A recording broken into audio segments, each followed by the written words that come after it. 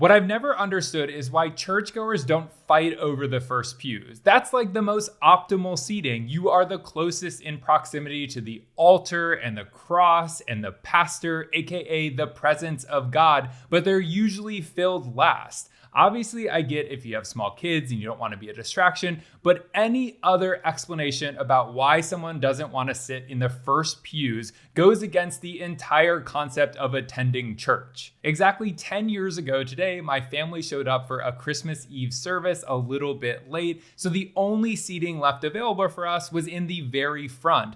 My mom, who was the most religious among us and also the one who really needed a blessing from God because she had brain cancer and was participating in an experimental trial that would determine her fate, was the one who complained the most about where we had to sit. When I was writing about this service for my book, Losing Lena May, a cancer caregiving memoir, I actually found a recording of it on the church's Vimeo account. Here is my family, and if you look across the aisle, you will notice that the other first pews are still empty. Now, the problem with our location is that it was really hard to hide the disdain on my face as the pastor started his sermon and was speaking about how God was such a great gift giver.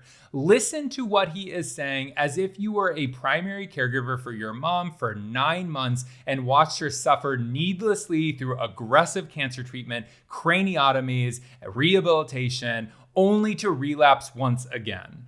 We are given the gift of faith to receive this great extravagant gift spoken of so many years ago in the prophecy of Isaiah.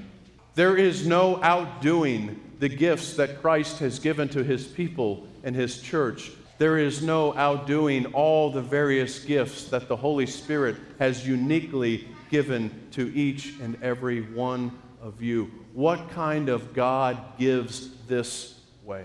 How humbling it is to receive such an extravagant gift. Here you can see me lean over to my sister and say cancer after he says there is no outgiving God's extravagant gift. And you can see my sister and I just constantly looking to our left to make sure that my mom wasn't breaking down about what was being said. But weirdly enough, she was totally fine. And I think it's because she was waiting for God's miracle. She was waiting for his extravagant gift in the form of her experimental trial working. But unfortunately, she ended up passing away almost exactly a month later. And to this day, my sister and I have not attended a regular church service. So who knows, maybe things have changed and people are fighting over the front pews now.